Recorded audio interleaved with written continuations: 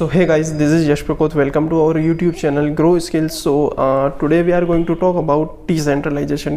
Decentralization होता क्या है और कहाँ कहाँ अप्लाई होता है, उस बारे में हम आज इस वीडियो में बात करने वाले हैं. So चलिए शुरू करते हैं.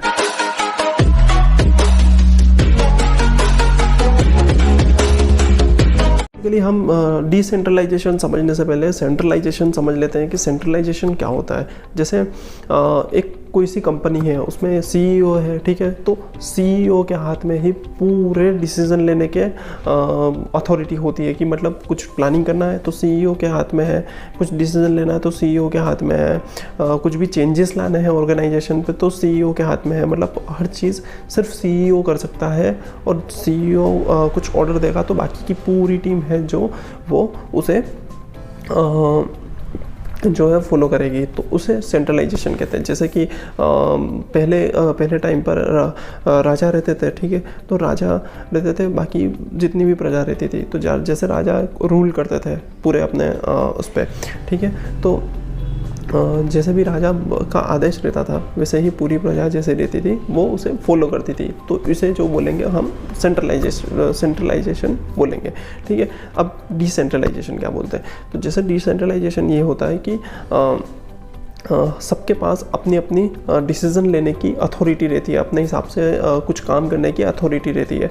जैसे कि उसमें बीच में कोई इंटरप्ट नहीं करता है. जैसे एक अपना ऑर्गेनाइजेशन का ही एग्जांपल लेते हैं. तो किसी भी ऑर्गेनाइजेशन में जो सीईओ है, ठीक है, उसके बाद जो भी जितने भी डिपार्टमेंट आते हैं, कुछ प्रोडक्शन डिपार्टमेंट आते होंगे, मार्केटिंग के डिपार्टमेंट आते होंगे या किसी और टाइप का कुछ भी डिपार्टमेंट आता होगा, तो सबके अपने अपने अलग अलग मैनेजर है, ठीक है. तो उनके हाथ में कुछ अपने हिसाब से जो भी प्लानिंग है वो करने की उनको अथॉरिटी रहती है. कुछ छोटे मोटे डिसीजंस लेने की उनको पास अथॉरिटी रहती है. अब ऐसा तो है नहीं कि कुछ भी छोटा डिसीजन लेना है तो जाके अपन सीईओ से बात करेंगे कि सर ऐसा है.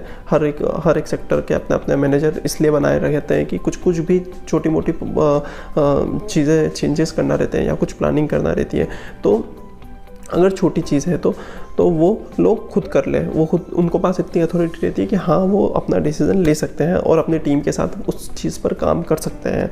तो इसे हम डिसेंट्रलाइजेशन बोलेंगे कि जैसे तुम्हारे पास तुम्हारा काम करने के लिए कुछ डिसीज़न लेने के लिए आपके पास अथॉरिटी है, बस. अब इसी चीज़ को अगर हम क्रिप्टो करेंसी या बिटकॉइन वगैरह में देखें तो बेसिकली ये एक सिस्टम है ब्लॉकचेन, जिसमें कि आप वर्ल्ड वाइड एक कुछ भी ट्रांजैक्शंस करना है, ठीक है, तो आप कर सकते हैं. इसमें किसी भी बैंक्स का कोई भी इंटरप्ट नहीं होता है. जैसे कोई भी लोकल बैंक का, मतलब आपकी जो कंट्री है उसमें कोई सा भी बैंक होता है उसमें कुछ उसका इंटरप्शन नहीं होता. कुछ भी नेशनल लेवल पर बैंक, इंटरनेशनल लेवल पर कोई सी भी बैंक है उसका भी कोई इंटरप्शन नहीं होता. डायरेक्ट आपको पार्टी टू पार्टी वाला काम होता है. कि जैसे कि आपने NFT का नाम सुना होगा, मैंने NFT पर भी पूरा एक वीडियो बनाया हुआ है. तो NFT जो है वो भी डिसेंट्रलाइजेशन है, ठीक है, डिसेंट्रलाइज्ड है. तो आपको इसमें कोई भी तीसरी पार्टी जो होती है बेसिकली वो इंटरप्ट नहीं कर सकती है. अब आप जो दो चीज़ों के जो पार्टीज़ हैं उनका आपस में ट्रांजैक्शन होता है. तो एक तरीके से ये सही भी है कि जैसे आप बैंक्स वगैरह में देखें तो पहले के टाइम पर ऐसा रहता था कि आपको अगर कुछ पैसे ट्रांसफ़र करना है तो बहुत ज़्यादा चार्जेस लगते थे जब ये जो बैंक्स होती है वो बीच में इंटरप्ट करती थी, ठीक है. बट अभी के टाइम पे ये होता है कि बहुत ज़्यादा चार्जेस डिक्रीज़ हो गए हैं.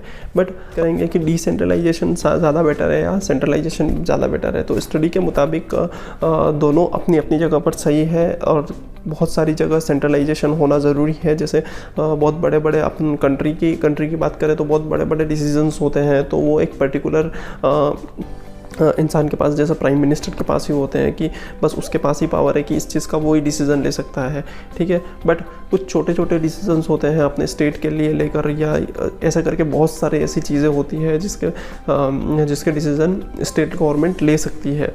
तो वहाँ पर डिसेंट्रलाइजेशन हो जाता है. जैसे ऑर्गेनाइजेशन में भी होता है कि आपको अभी मैंने पहले बताया कि डिसेंट्रलाइजेशन वहाँ पर ज़रूरी है. जैसे कि एक अलग अलग सेक्टर है, मार्केटिंग हो गया या अपना कुछ प्रोडक्शन का हो गया या एचआर का कुछ हो गया, तो ये जो 3-4 जो भी सेक्टर्स होते हैं तो उनके पास अथॉरिटी होना ज़रूरी है। यहाँ पे डिसेंट्रलाइजेशन होना ज़रूरी है कि एचआर में किसी को रिक्रूट करना है तो वो खुद कर सके, ठीक है। प्रोडक्शन में कुछ प्रॉब्लम्स आ रही है तो उसमें कुछ अपना को चेंजेस लाना है तो वो खुद कर सके। मार्केटिंग की स्ट्रेटजीज कुछ चेंजेस करना है अपने को मार्केट के हिसाब से, तो मार्केटिंग मैनेजर जो है वो चेंज कर सके। बट अगर कंपनी का बहुत ज़्यादा बड़ा कुछ डिसीजन है, कहीं पर बहुत बड़ा बजट लगाना है या कुछ चीज़ें नहीं लेके आना है, बहुत ज़्यादा बड़ी बड़ी चीज़ें लेके आना है, तो वो जो पावर है वो सिर्फ CEO के पास है कि आपको जाके पहले पूरी चीज़ें, पूरी प्लानिंग आपकी जाके CEO को समझानी रहेगी। अगर उसको समझ में आती है कि हाँ ठीक है ये चीज़ अपनी ऑर्गेनाइजेशन के लिए प्रॉफिटेबल है, तो वो उसे एग्री करेगा, इसके बाद आगे उसका काम होगा। तो बहुत सारी जगह डिसेंट्रलाइजेशन सही है, बहुत सारी जगह सेंट्रलाइजेशन सही है। तो दोनों डिपेंड करते हैं कि कौन सी चीज़ों के बारे में हम बात कर रहे हैं। तो बस आज के लिए इतना ही, मिलते हैं अगले वीडियो में।